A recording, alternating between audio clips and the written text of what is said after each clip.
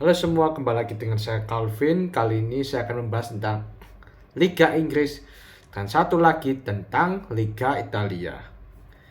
Jadi di bulan ini pertama kalinya ada TV berlangganan yang di Indonesia yang menayangkan Serie A. Sebelumnya katanya rumornya beIN Sport, tapi sampai September Oktober apa nggak ada kejelasan, akhirnya diambil alih sama video. Nanti akhirnya saya bisa nonton Serie A walaupun harus berlangganan lagi. Tapi akhirnya ada stasiun TV yang nayangin Serie A setelah 7 pertandingan saya baru bisa Serie A secara legal.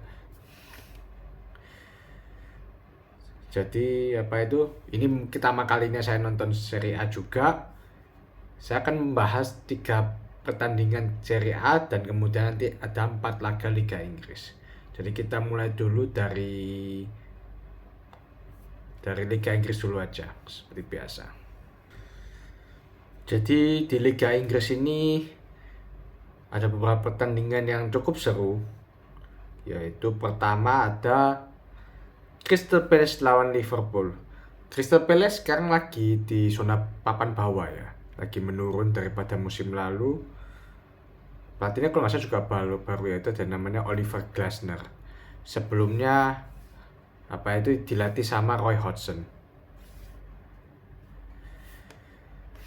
Dan kita lihat line up dulu. Crystal Palace dengan formasi 3-4-3, Dean Henderson mantan kipernya MU. Kemudian 3 di belakang ada Lakovic, Mark Guehi, kapten mantan pemain Chelsea ini. Kemudian Trevor Chalobah, mantan pemain Chelsea juga. 4 di tengah ada Munoz, Wharton, Lerna, sama Derek Mitchell. Mitchell ini sudah lama ya main di Crystal Palace. Derek Mitchell.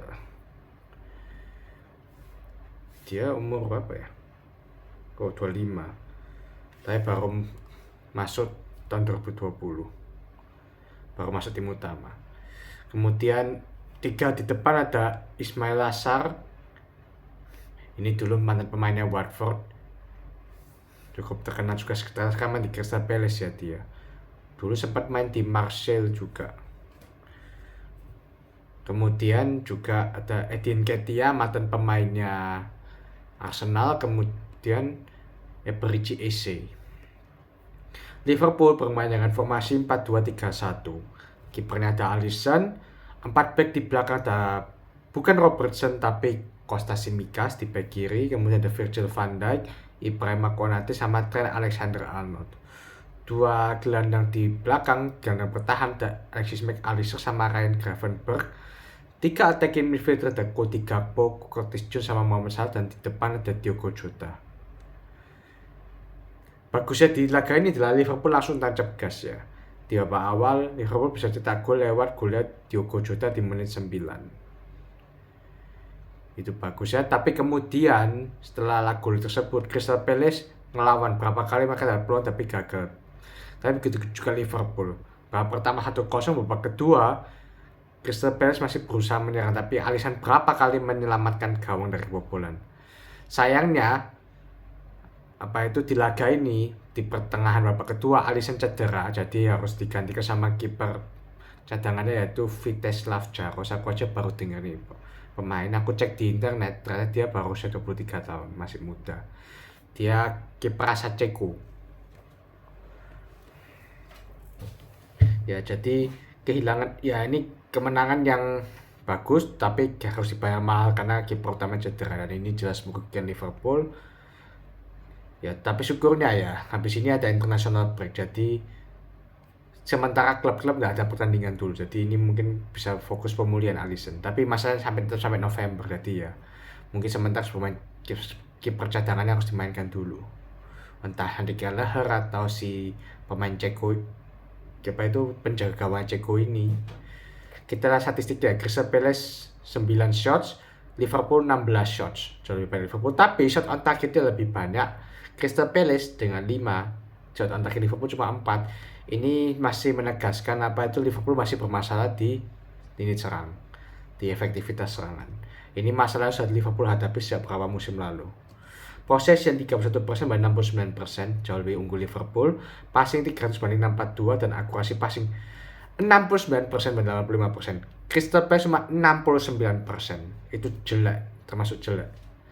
Jadi banding passingnya nggak nyampe. Makanya mereka sekarang berada di rank 18 Crystal Palace ini. Sedangkan kemenangan ini membawa Liverpool di puncak klasemen. Kemudian kita ke laga selanjutnya, yaitu ada siapa ya? Oh, ini aja.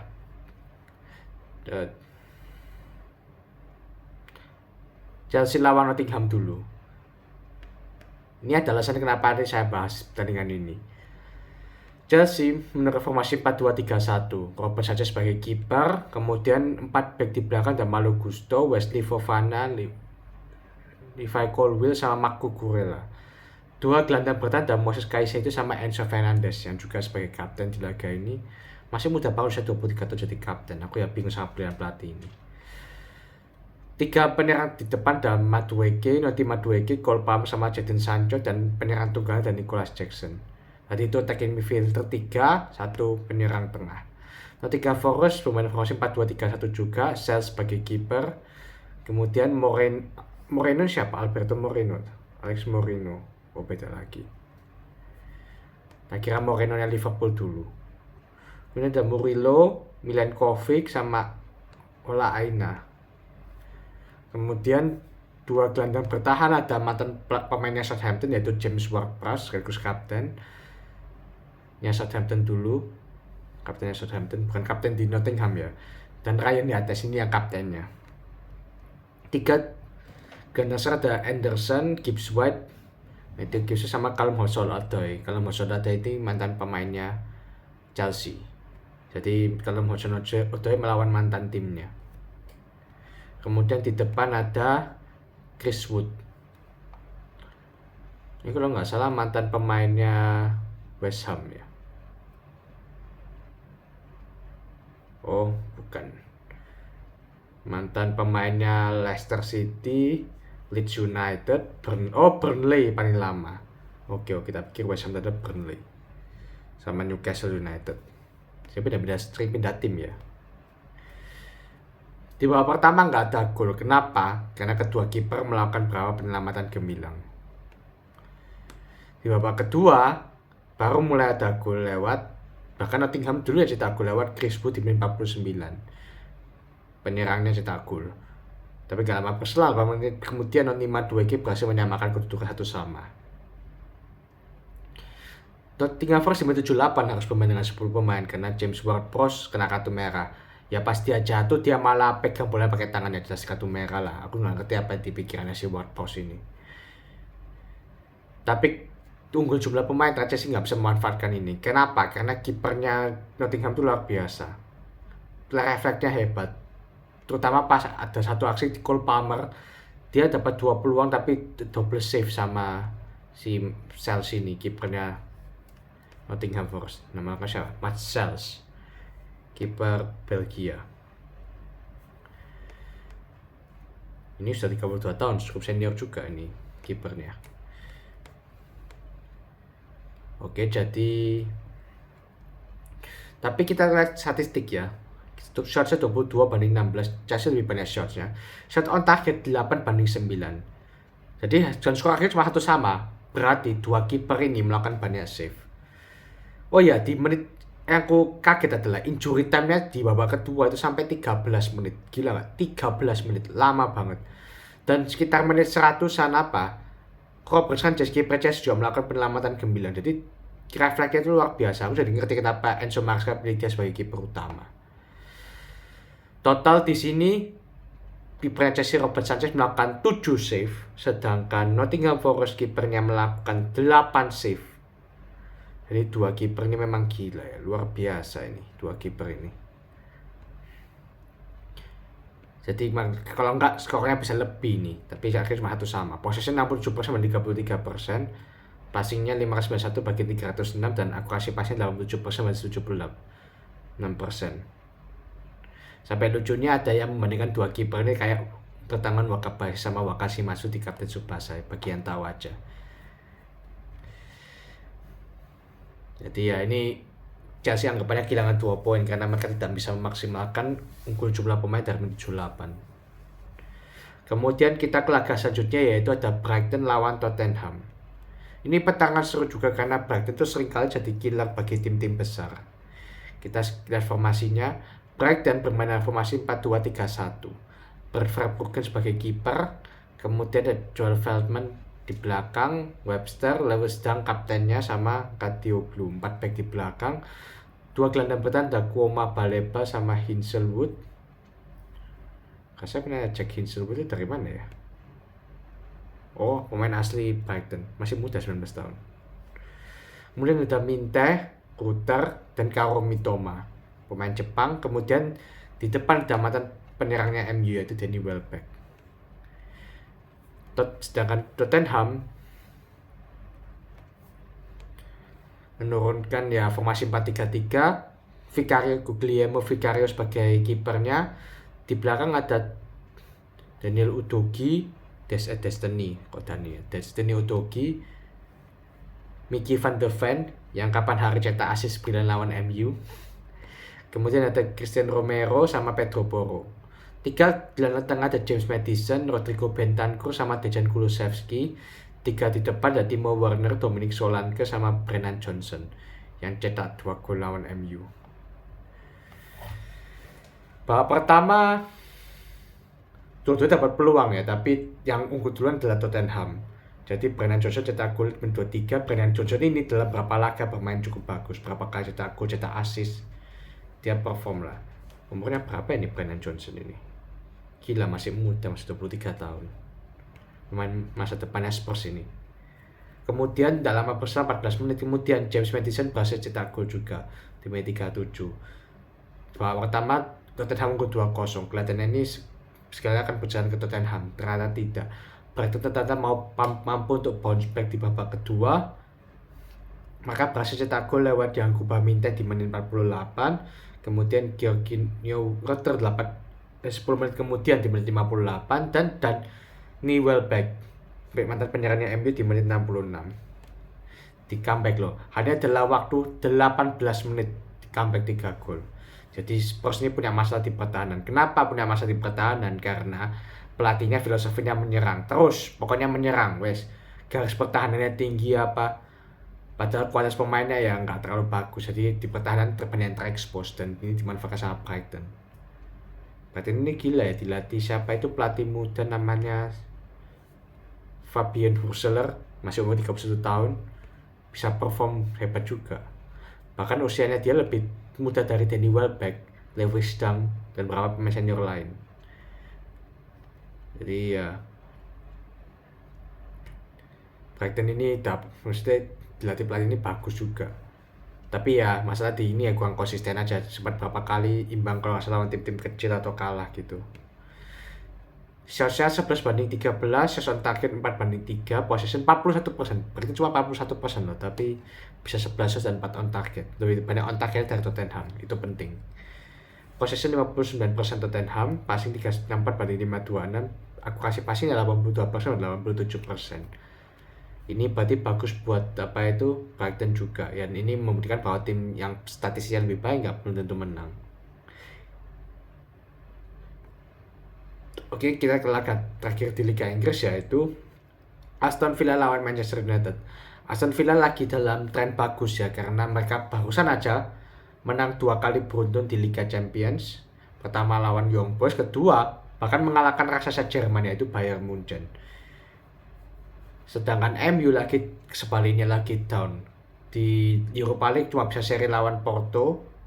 Kemudian di beberapa laga gitu cuma bisa seri berapa kali seri dan sekali kalah. Jadi lagi tersendat MU, bahkan di papan bawah sekarang. Aston Villa bermain dengan formasi 4-2-3-1, Emi Martinez sebagai kiper dan kapten. Kemudian 4 di back di belakang ada Matikas, Esri Konsa, Pau Torres sama Lucas Digne. Digne itu nggak sama pemain Everton. Pau Torres ini Villarreal, mantan pemain Villarreal. 2 di gelandang bertahan di belakang ada Ross Barkley, mantan pemain Chelsea, sama Yuri Tielemans. mantan pemain Leicester. 3 gelandang serang ada Leon Bailey, Rodgers, Pilogen sama Oli Watkins sebagai ujung tombak. Ini andalannya Aston Villa sama beberapa musim terakhir. MU bermain formasi 4-2-3-1, Andre Onana sebagai kiper, kemudian ada 4 back di belakang, ada Diogo Dalot, Johnny Evans, Harry Maguire sama Nacer Mazraoui. Gila, 2 back tengah kombinasinya umurnya tuh 77 tahun. Tua banget.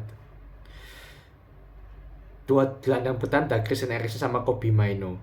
2 orang ini bedanya 13 tahun. Ini kombinasi imbang antara yang tua, senior sama yang muda. Kemudian 3 di gelandang serang ada Marcus Rashford, Bruno Fernandes sama Alejandro Garnacho. Dan 1 di depan ada Rasmus Højlund. Yang aku khawatirkan di sini sebenarnya adalah backnya, karena backnya ketuaan, tapi ternyata backnya cukup oke perform. Ya sebenarnya babak pertama 0-0 ya. MU yang lebih dapat peluang, tapi Emi Martinez yang menyelamatkan gawang. Aston Villa nggak dapat banyak peluang sih, bahkan shot on targetnya mereka cuma 1. Jadi MU lebih banyak menyerang tapi gagal. Jadi tetap MU tapi kehilangan 2 poin karena MU harusnya bisa memenangkan pertandingan ini. Shotnya 11-10. Shot on target Aston Villa cuma 1 loh. Shot on target MU 4, berarti Emiliano Martinez melakukan 4 save. Emi Martinez man of the match di laga ini. Possession 54% dan 46%, passingnya 416 banding 369 dan akurasi passingnya 82% dan 81%. Jadi ya kalau secara possession Aston Villa lebih dominan, tapi masalah di Aston Villa adalah penyerangnya elek. Gitu aja, maksudnya perform penyerangnya kualitasnya kurang gitu. Makanya mereka nggak bisa cetak gol. Kita lihat tabel klasemen ya sekarang. 1 Liverpool dengan 18 poin, 2 Manchester City dengan 17 poin, Arsenal juga sama 17 poin, tapi kalah gol yang dicetak. Kemudian 4 ada Chelsea dengan 14 poin, 5 sama Aston Villa dengan 14 poin tapi kalah selisih gol. Ya, 6 Brighton 12 poin, 7 Newcastle, 8 Fulham, 9 Tottenham 10 poin, 10 Nottingham 10 poin, 11 Brentford 10 poin, 12 West Ham 8 poin, 13 Bournemouth 8 poin, 14 MU 8 poin. MU loh peringkat 14 loh, ampun dah. Ten Hag ini dalam situasi yang bahaya, serius. Sudah 7 laga masih peringkat 8, bahkan sisi golnya -3. Mereka cuma cetak 5 gol dalam 7 laga. Ini parah banget ini MU ini. Aku nggak ngerti yang terjadi dengan MU ini. Betul-betul hancur ini. Ini mungkin lama kita bisa dipecat kok kayak gini. Bahaya juga. Oke, kita lanjut ke pertandingan berikutnya di kompetisi lain, yaitu di Serie A. Nah, di Serie A ini saya membahas 3 pertandingan ya. Jadi saya membahas tentang Napoli, kemudian Duo Milan. Termasuk satu laganya ada AC Milan dan Fiorentina, satu lagi Inter Torino gitu. Pertama ada Napoli lawan Como dulu. Como ini diakuisisi oleh pemilik asal Indonesia juga, kalau nggak salah dari Jarum atau apa. Napoli bermain formasi 4-2-3-1, kipernya baru ya, itu si Elia Caprile, siapa ini? Oh, kiper muda. Aku aja baru denger namanya, Elia Caprile. Aku bingung mana si Alex Meret itu. Di 4 di back ada Giovanni Di Lorenzo, Rahmani, Buonlomo sama Oliveira. 2 gelandang bertahan ada Anguissa sama Lobotka. 3 attacking midfielder ada Politano, Scott McTominay mantan pemain MU sama Kvaratskhelia, dan di depan ada Romelu Lukaku, mantan penyerangnya Chelsea, Roma dan lain-lain. Dan pelatihnya juga baru Napoli kan dilatih sama Antonio Conte. Aku cuma bingungnya tumben Antonio Conte nggak main 3 back ya. Biasanya dia main formasi 3 back, tapi kali ini dia main 4 back. Como main formasi 4-2-3-1 juga, ada kiper kelahiran Indonesia juga itu Emil Audero dipas sebagai starter. 4 back di belakang ada Alberto Moreno. Nah, ini yang mantan pemain Liverpool, Alberto Moreno, ada Kempf, Dosena, Van der Bremt, dua gelandang bertahan ada Perone. Ini siapa? Sergio Roberto ya. Oh, Sergio Roberto sekarang main di Como. Ya ampun. Bayangin dari kaptennya Barcelona sekarang main di Como. Tiga di gelandang serang ada Vadera, Pas sama Strevesa, dan di depan di ujung tombak ada Patrick Cutrone. Kaptennya masih cukup muda ya, masih usia 26 tahun kaptennya. Dia join Como dari 2022. Dan pelatihnya Como juga tergolong baru, yaitu Cesc Fabregas. Ini mantan pemain Arsenal, legenda Arsenal, Barcelona, Chelsea. Di menit pertama Napoli sudah tancap gas, bisa cetak gol lewat Scott McTominay di menit 1. Langsung perform Scott McTominay begitu keluar dari MU. Kemudian, tapi Como masih bisa menyamakan kedudukan lewat Gabriel Strevesa di menit 43. Kalau aku lihat di highlight ya, jadi Como ini memberi perlawanan, bahkan Napoli lebih jarang nyerang. Jadi mereka layak dapat gol itu, tapi di babak kedua Napoli bounce back. Mereka bisa cetak gol lagi lewat Romelu Lukaku di menit 53 lewat penalti, dan David Neres di menit 86. Menang 3-1 ya, wajar. Como lawan penguasa klasemen ya kalah. Wajar sih. Shotnya 9-11, tapi on targetnya Napoli ada 6, sedangkan Como cuma 2. Berarti ini seraya juga kurang bagus. Posisi 40% banding 60%, passing 424 banding 632, dan akurasi passing 85% banding 90%. Como 90% loh, berarti Fabregas ini pelatihan cukup bagus ya, bisa buat tim tanda kutip kecil bisa 90% possession. Passing apa ya, sukses gitu. Kemudian kita ke laga selanjutnya, yaitu Inter lawan Torino. Inter bermain dengan formasi 3-5-2, Jan Sommer sebagai kiper, kemudian 3 back di belakang ada Bisek, Francesco Acerbi sama Alessandro Bastoni. 5 di tengah ada Matteo Darmian, Daniel Fratesi, Hakan Calhanoglu, Henrik Mkhitaryan, dan Federico Di Marco. 2 di depan ada Marcus Thuram, anaknya Lilian Thuram, sama ada satu lagi itu si Lautaro Martinez. Oke. Nah ya, Torino pemain formasi 3-5-2, kipernya Milinkovic Savic, kipernya Serbia kalau nggak salah. 3 back di belakang ada Koko, Maripan, sama Walowski, tidak kenal semua. 5 di tengah ada Lazaro, Linetti, Richie Peterson, tidak kenal semua juga. Yang di depan ada yang aku tahu, 2 yang aku tahu itu Dusan Zapata. Dufan Zapata itu mantan penyerangnya Atlanta ya. Sekarang dia main di mana itu, di Torino ternyata. Dulu ini di Atlanta bagus juga, aku bingung kenapa dipindah ke Torino.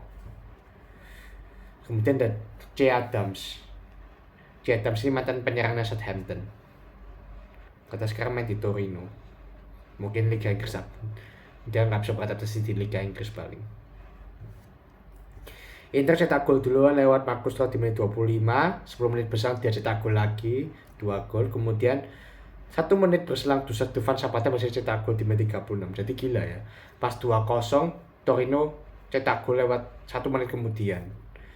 Jadi skornya 2-1 di babak pertama. Oh ya, sebelum 2-1 ini Torino sempat dapat kartu merah karena Guillermo Maripan dapat kartu merah di menit 20. Jadi Torino harus bermain dengan 10 poin. Saat itu Inter baru saja cetak gol. Tapi hebatnya Torino masih bisa cetak 1 gol di babak pertama.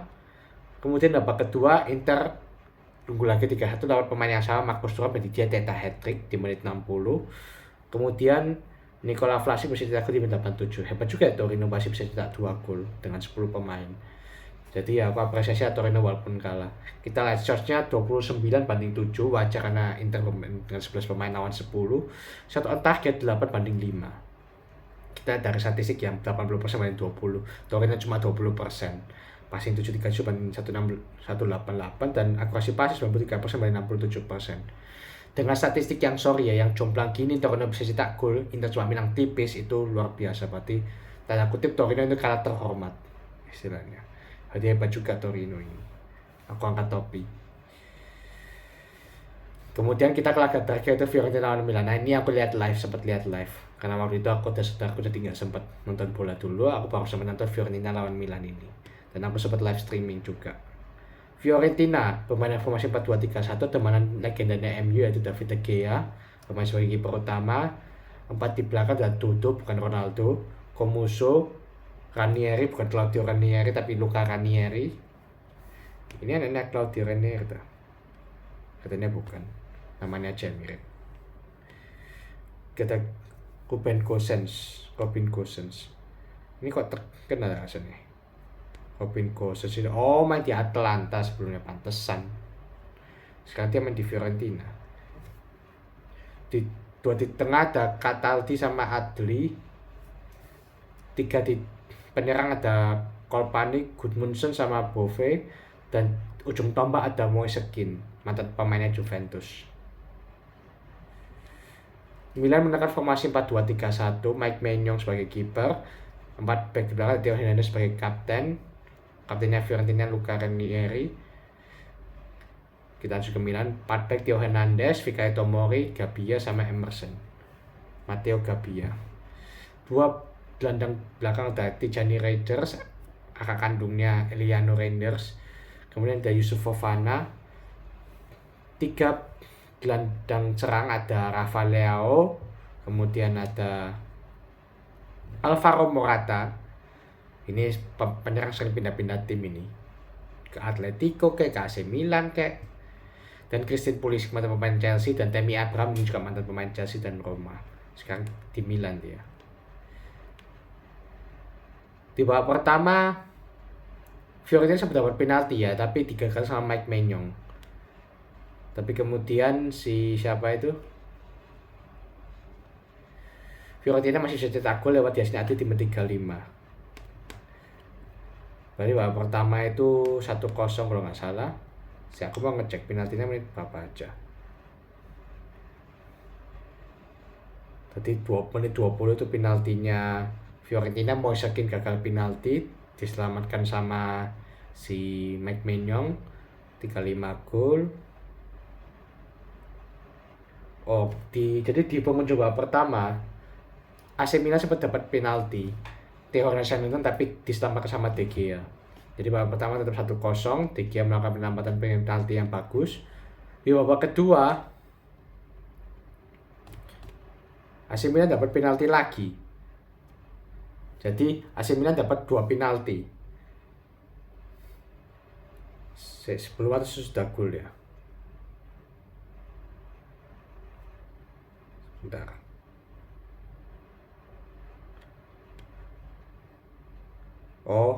Gol. Itu dulu penalti dulu. Jadi penalti dulu, AC Milan dapat 2 penalti tapi gagal. Tammy Abraham juga gagal. Gila ya David De Gea, bisa menebak 2 tendangan penalti, luar biasa sih De Gea. Dan betul ya, pemain setelah keluar dari MU kok jadi bagus semua ya. Emang MU ini parah emang. Kasian dulu De Gea nggak diapresiasi. Padahal De Gea sudah berkontribusi banyak untuk MU. Kemudian ya tak lama setelah Tammy Abraham gagal penalti, AC Milan bisa cetak gol lewat Christian Pulisic di menit 60. Itu asisnya bagus dari Theo Hernandez dan golnya lewat gol volley. Itu build up yang keren sih. Tapi kemudian di menit 73 Albert Gudmundsson posisi cetak gol juga di menit 73. Golnya 2-1 untuk Milan di akhir akhir pertandingan. Theo Hernandez malah dapat kartu merah.